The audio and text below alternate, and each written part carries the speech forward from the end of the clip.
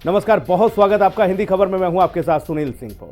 चलो चार धाम। जी हां, कल 30 अप्रैल से उत्तराखंड में चार धाम यात्रा का शुभारंभ होने जा रहा है। गंगोत्री यमुनोत्री धाम के कपाट खोलने के साथ ही चार धाम यात्रा शुरू हो जाएगी और यात्रा को लेकर सरकार ने तैयारियां पूरी कर ली हैं। मुख्यमंत्री गंगोत्री यमुनोत्री धाम में पूजन अर्चन करेंगे और साथ ही यात्रा को लेकर श्रद्धालुओं में भी उत्साह जबरदस्त है।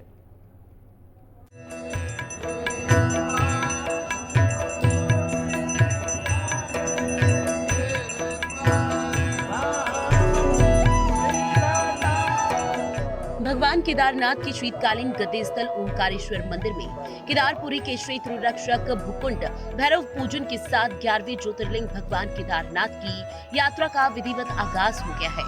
भक्तों के सहयोग से मंदिर समिति ने ओंकारेश्वर मंदिर को तरह तरह के 8 क्विंटल फूलों से सजाया है, जिसके बाद हमेशा की तरह आर्मी बैंड की धुनों और भक्तों के जयकारों के साथ भगवान केदारनाथ की पंचमुखी चल विग्रह उत्सव डोली ऊखीमठ से कैलाश के लिए रवाना हुई।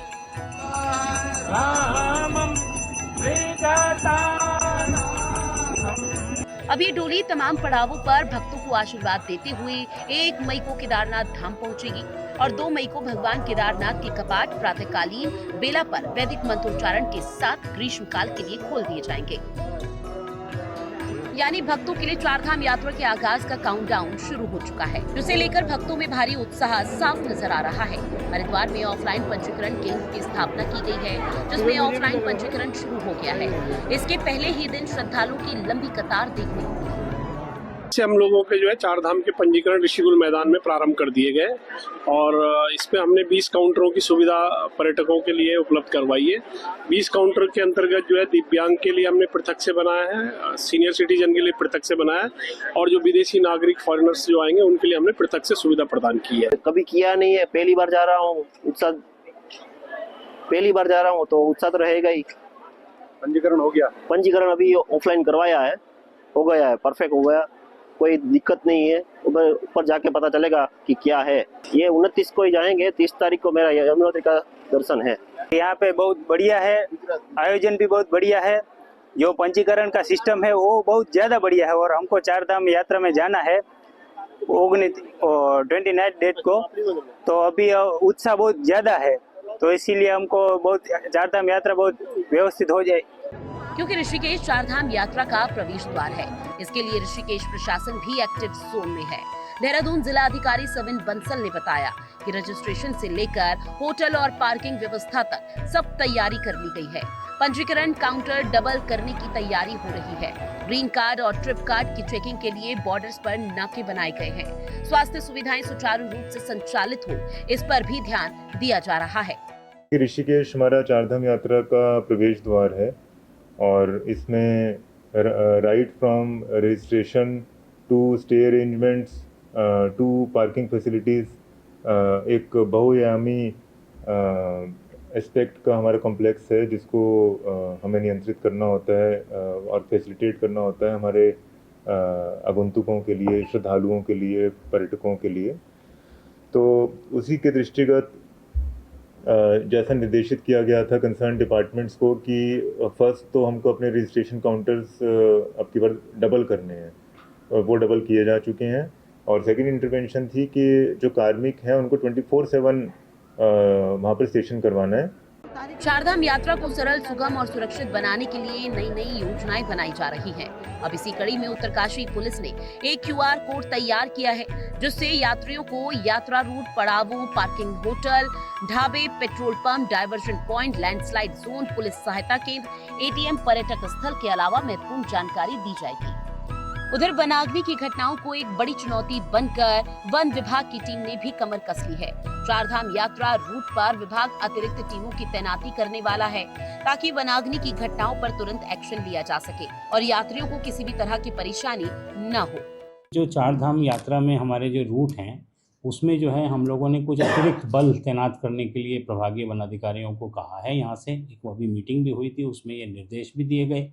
तो इसमें यह है कि जो क्विक रिस्पांस टीम्स हैं, एडिशनल क्विक रिस्पांस टीम जो है यात्रा रूट पे लगाई जाएंगी, जिससे कि त्वरित रूप से यदि कोई उस मार्ग पर आसपास के क्षेत्र में कहीं पे आग है तो उसको तुरंत अटेंड किया जा सके। इतनी यात्रा और उसकी तैयारियों पर है। वो संबंधित जिलों के अधिकारियों के साथ लगातार संपर्क में है और मंथन कर रहे हैं, हर अपडेट की जानकारियां ले रहे हैं। एक तरफ उत्तराखंड सरकार और प्रशासन चारधाम यात्रा को लेकर मुस्तैद है, तो दूसरी ओर कांग्रेस लगातार सवाल दाग रही है, जिस पर बीजेपी भी हमलावर है। बीजेपी का कहना है कि कांग्रेस हर बार यात्रा को लेकर भ्रम फैलाती है। पिछली बार यात्रियों ने रिकॉर्ड तोड़ा था, इस बार भी तोड़ेंगे। कांग्रेस इस यात्रा को सफलता की ओर बढ़ने से बौखला रही है और हर वर्ष की भांति यात्रा प्रारंभ होने से पहले यात्रा के मध्यम इस प्रकार के प्रश्न खड़े करते हैं जिससे यात्री उत्तराखंड आने से डरे। लेकिन उत्तराखंड की जनता भी जान चुकी है और यात्रियों को भी पूरा विश्वास है। जब पिछली बार भी यात्रा को प्रभावित करने का प्रयास कांग्रेस द्वारा किया गया, उसके बाद भी यात्रा दुगनी हुई और मैं कह सकता हूँ इस बार भी यात्रा दुगनी होगी और बड़ी संख्या में यात्री आएंगे। कश्मीर की घटना के बाद इस वर्ष जून जुलाई की या मई जून जुलाई की यात्रा उत्तराखंड में और बढ़ने की संभावना बढ़ी है। उत्तराखंड में प्रसिद्ध चारधाम यात्रा की शुरुआत अक्षय तृतीया के मौके पर 30 अप्रैल से शुरू हो रही है। सबसे पहले यमुनोत्री और गंगोत्री धाम के कपाट खुलेंगे, फिर 2 मई को केदारनाथ धाम के कपाट खोले जाने की तैयारी है। ब्यूरो रिपोर्ट, हिंदी खबर। उधर मुख्य सचिव आनंद वर्धन ने सचिवालय में चारधाम यात्रा की तैयारियों का जायजा लिया। मुख्य सचिव ने संबंधित जिलाधिकारियों से वीडियो कॉन्फ्रेंसिंग के माध्यम से बैठक करके जरूरी दिशा निर्देश दिए और मुख्य सचिव ने कहा कि चारधाम यात्रा के लिए उत्तराखंड आने वाले श्रद्धालुओं की सुरक्षा और सुविधा को अपनी शीर्ष प्राथमिकता पर रखा जाए। मुख्य सचिव ने कहा है कि श्रद्धालुओं की सुरक्षित सुखद यात्रा और सकुशल वापसी हमारी जिम्मेदारी है।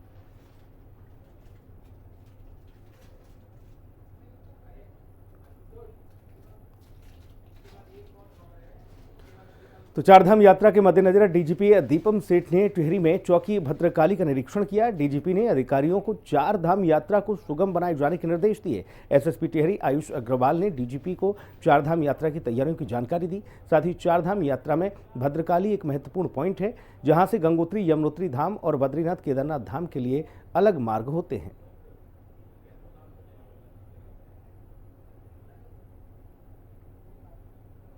तो 30 अप्रैल से चारधाम यात्रा शुरू हो रही है और ऐसे में एक तरफ जहां पर सरकार तैयारियों में जुटी हुई है, तो वहीं यात्रा से पहले विपक्ष लगातार सरकार पर सवाल उठा रहा है, जिसको लेकर हाल ही में बीजेपी के प्रदेश अध्यक्ष महेंद्र भट्ट ने कहा कि कांग्रेस चारधाम विरोधी है। महेंद्र भट्ट के बयान पर कांग्रेस प्रदेश अध्यक्ष करण बारा ने पलटवार किया है। उन्होंने कहा कि अगर यात्रा से पहले ऑक्सीजन, डॉक्टर, शौचालय की व्यवस्था करवा दो तो कहना विरोध करना है, तो हाँ, हम विरोध कर रहे हैं।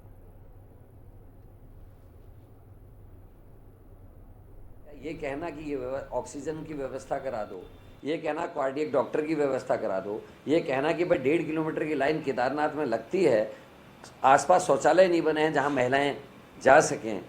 अगर ये विरोध है तो हम विरोध कर रहे हैं। हम उचित व्यवस्था की मांग कर रहे हैं, हम लोगों को सुविधाएं मिले इस बात की मांग कर रहे हैं, लोगों को जामों में ना फंसना पड़े इस बात की बात कर रहे हैं। हम इस देश के, इस राज्य के नागरिक हैं और हमें पता है कि जो यहाँ से अनुभव लेके आदमी जाता है उसका असर, दूरगामी असर उत्तराखंड में पड़ेगा। अगर हमारे सुझावों से इतनी परेशानी है तो भाई हाथ जोड़ें, और आपसे तो वैसे भी मैं उम्मीद ही नहीं करता। भाग्य से विधायक, भाग्य से राज्यसभा, नहीं तो आपके रहते हुए पूरा आपका जोशीमठ बर्बाद हो गया। विधायक थे आप वहाँ के। 30 अप्रैल को कांग्रेस की संविधान बचाओ रैली है, जिसमें शैलजा कुमारी भी शिरकत करने आ रही हैं। तो वहीं इसको लेकर प्रदेश भर में भाजपा ने प्रेस कॉन्फ्रेंस करके कांग्रेस पर हमला किया।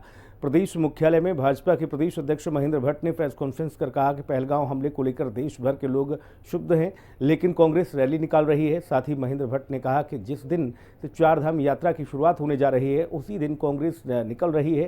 कांग्रेस का मकसद यात्रा को प्रभावित करना है।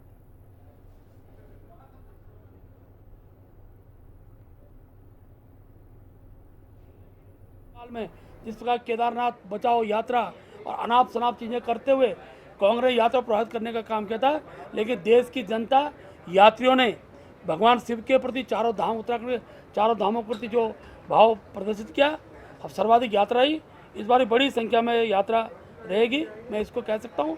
और पहलगाम घटना के बाद कम से कम हमने जहाँ बीजेपी अपने राष्ट्रीय अध्यक्ष का चुनाव को भी कुछ दिनों के लिए पीछे कर देती है, ऐसे समय पर इस प्रकार के हथकंडे अपनाकर कांग्रेस के जो नेता हैं, उनके जो बयान आ रहे हैं, वो एक प्रकार से इस प्रकार से 30 अप्रैल को कांग्रेस उत्तराखंड में संविधान बचाओ रैली करने जा रही है, जिसको लेकर आज भाजपा ने प्रदेश भर में प्रेस कॉन्फ्रेंस कर विपक्ष पर हमला बोला, जिसको लेकर कांग्रेस प्रदेश प्रवक्ता गरिमा मेहरा दसोनी ने भाजपा पर पलटवार किया। उन्होंने कहा कि भारतीय जनता पार्टी बौखलाई हुई है, संविधान विपक्ष को उतना ही महत्व देता है जितना सत्ता पक्ष को। उन्होंने कहा कि 2014 के बाद से लगातार संवैधानिक संस्थाओं का दुरुपयोग किया जा रहा है।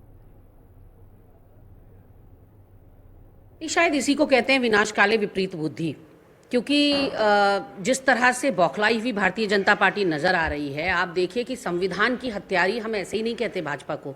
संविधान विपक्ष को उतना ही महत्व देता है जितना सत्ता पक्ष को, इसलिए क्योंकि सत्ता पक्ष को सही रास्ता दिखाने के लिए विपक्ष का मजबूत होना बहुत जरूरी है। लेकिन 2014 के बाद इन्होंने नारा दिया विपक्ष मुक्त भारत का, खास तौर पर कांग्रेस मुक्त भारत का, तो कांग्रेस से खबर टिहरी से है, जहां पर भाजपा के प्रदेश प्रवक्ता नवीन ठाकुर ने आज नई टिहरी के भाजपा कार्यालय में मीडिया से वार्ता करते हुए कांग्रेस पर निशाना साधा। नवीन ठाकुर ने कहा कि कांग्रेस आज संविधान की बात करती है और संविधान यात्रा निकालने की बात करती है, लेकिन कांग्रेस ने ही तो संविधान को ताक पर रखा। उन्होंने कहा कि जिस कांग्रेस ने संविधान को ताक पर रखा, आज वह संविधान यात्रा निकालने जा रही है, ये बहुत ही दुर्भाग्यपूर्ण है। उन्होंने साथ ही कहा है कि हिंदुस्तान का बच्चा बच्चा जानता है कि कांग्रेस ने संविधान की कई बार चिथड़े उड़ाए हैं, छेड़छाड़ की है।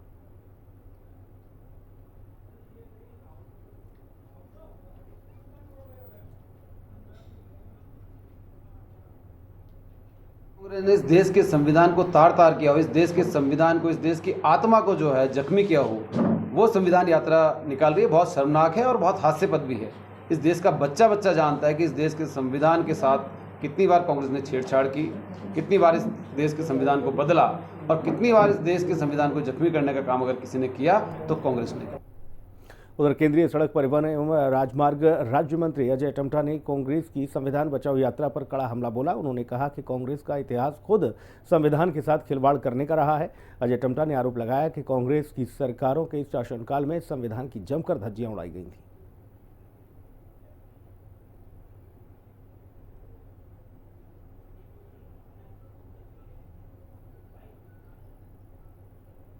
गांधी ने संविधान के साथ लगातार खिलवाड़ किया गया। 1985 में शाहबानो केस में सुप्रीम कोर्ट के फैसले को पलटने का, संविधान संशोधन करने का काम किया। 1988 में प्रेस पर अंकुश लगाया गया, ये बहुत बड़ा था। मानहानि निरोधक बिल को भी लाया गया। ऐसे करके इन्होंने लगातार ये संशोधन किए गए।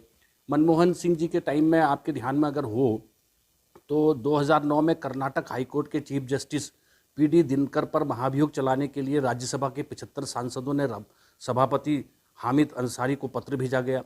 2011 में कोलकाता हाईकोर्ट के जज सुमित्र सेन के खिलाफ महाभियोग लाया गया। 1975 में सितंबर के समय इंदिरा गांधी ने प्रधानमंत्री बनाए रखने के लिए अपने को संविधान के 39वां संशोधन किया गया। तो ये संविधान को लगातार उन्होंने बदलने का काम किया।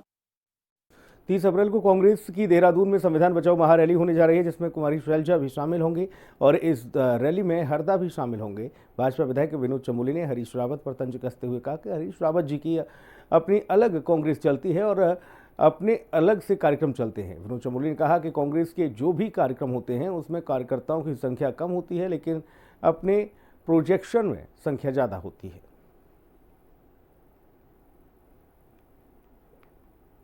हरीश रावत जी की अपनी अलग कांग्रेस है और आप जानते हैं उनके अपने अलग से कार्यक्रम चलते हैं। कांग्रेस के जो भी कार्यक्रम होते हैं उनमें उनकी शिरकत कम होती है और अपने प्रोजेक्शन के लिए उनकी अपनी यात्राएं, अपने कार्यक्रम चलते रहते हैं।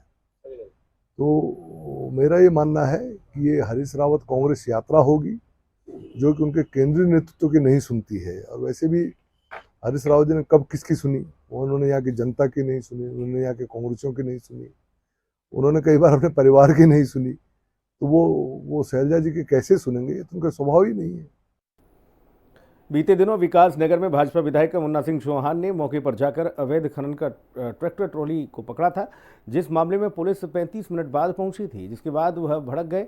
तो वहीं मामले को लेकर भाजपा के प्रदेश अध्यक्ष महेंद्र भट्ट ने जब सवाल किया तो वो भी भड़क गए। उन्होंने कहा कि हमारे विधायक गलत को सामने लाकर पर्दाफाश कर रहे हैं, हमने प्रत्येक विधायक को ऐसी कार्रवाई करने के निर्देश दिए हैं। ऐसा विषय नहीं है यार, बनते हमारी अपोजिशन शून्य हो गया है, अपोजिशन ढूंढ नहीं पा रहा है। हमारे कार्यकर्ता गलत को भी सामने ला रहे हैं, पर्दाफाश कर रहे हैं, उसको हम रोक रहे हैं। 3 साल में पहली बार घटना हुई, बोलो ना। अभी तो अच्छी से जो कहीं गलत होता है, रेता बजरी में कुछ भी गलत होगी तो पकड़ी जाती है। कोई अवैध खनन नहीं हो रहा, कुछ जगह क्योंकि खनन है।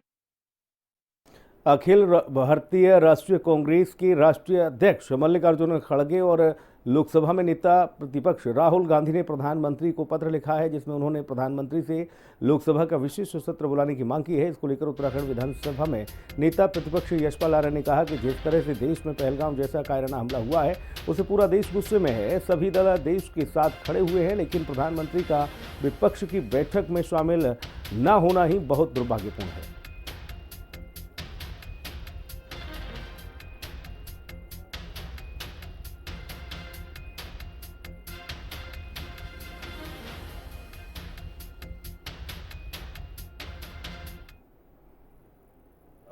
नरसंहार हुआ है और देश एकजुट है, और कांग्रेस ने स्पष्ट रूप से कहा है कि हम सरकार के फैसले के साथ हैं, हम सरकार को हर संभव सहयोग देना चाहते हैं। लेकिन विपक्ष की बैठकों में प्रधानमंत्री का न आना ये बहुत ही दुर्भाग्यपूर्ण है। जब पूरे दल, पूरा देश एकजुट है, जो फैसले हों उसकी जानकारी भी विपक्ष को मिलनी चाहिए, उनकी भागीदारी भी सुनिश्चित होनी चाहिए। लेकिन देखने में आ रहा है कि विपक्ष को विश्वास में नहीं लिया जा रहा है, और हमारे राष्ट्रीय अध्यक्ष जी ने जो कहा है, उन्होंने विशेष सत्र की बात कही है, तो विशेष सत्र बुलाने में क्या हर्ज है बुलाना। टिहरी डीएम मयूर दीक्षित ने जिला स्तरीय विकास प्राधिकरण के तहत प्रस्तावित और निर्माणाधीन पार्किंग परियोजनाओं के संबंध में बैठक ली। जिलाधिकारी ने पार्किंग है उनकी भूमि स्थानांतरण स्थल जो था उसका चयन करने और आख्या के साथ ही निर्मित पार्किंगों के संचालन की मौजूदा स्थिति की जानकारी ली है। साथ ही संबंधित अधिकारियों को जरूरी दिशा निर्देश भी जारी किए गए।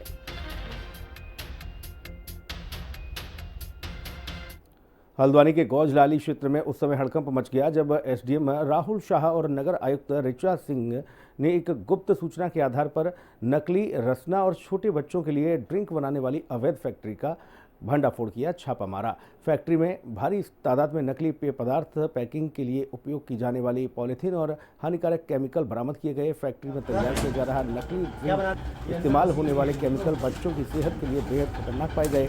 एसडीएम राहुल शाह ने सख्त कार्रवाई के निर्देश दिए हैं, तो वहीं नगर आयुक्त ऋचा सिंह ने कहा कि इस तरह की अवैध गतिविधियों से न केवल कानून का उल्लंघन हो रहा है, बल्कि मासूम बच्चों की जान के साथ भी खिलवाड़ किया जा रहा है। प्रशासन ने मामले को गंभीरता से लेते हुए फैक्ट्री को सील किया।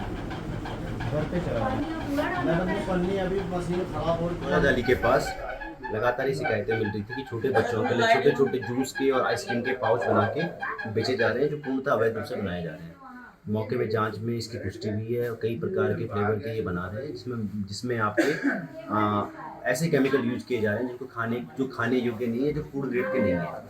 तत्काल प्रभाव से खाद्य अधिनियम के अंतर्गत कार्रवाई की जा रही है, और जो अवैध रूप से एक घर के अंदर संचालित हो रहा है, जिसमें कि बिजली का कनेक्शन भी घरेलू है, पानी का कनेक्शन भी घरेलू है। इसके अलावा जो जूस में इनके द्वारा पानी उपयोग में लाया जा रहा है, वो पानी भी आपका कोई लैब टेस्टेड नहीं है, कोई फिल्टर्ड वाटर यूज नहीं है। तो उपरोक्त अनियमितताओं के इसमें कार्रवाई करते हुए सीज करने की कार्रवाई की।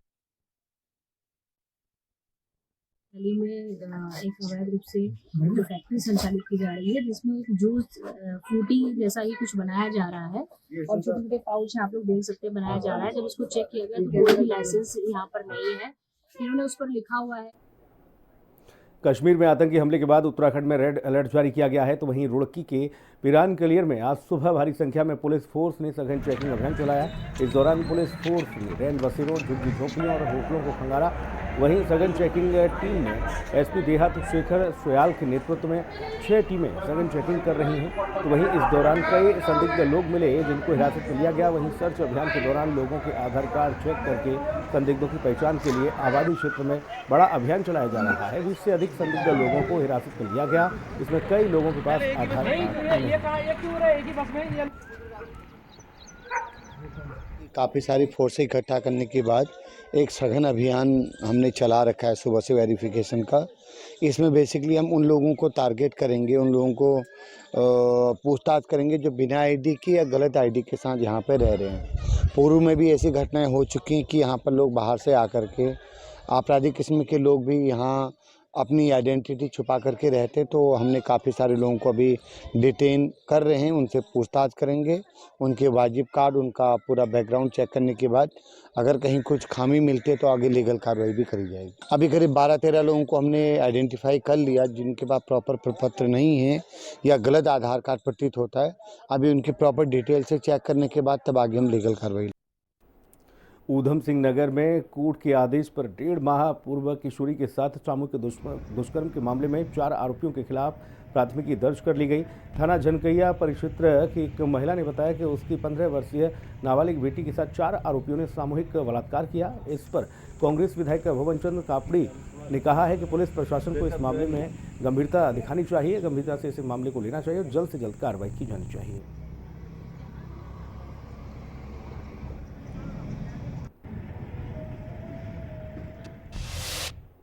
इस बुलेटिन में इतना ही। खबरों का सिलसिला लगातार जारी है। आप बने रहिए हिंदी खबर के साथ। नमस्कार।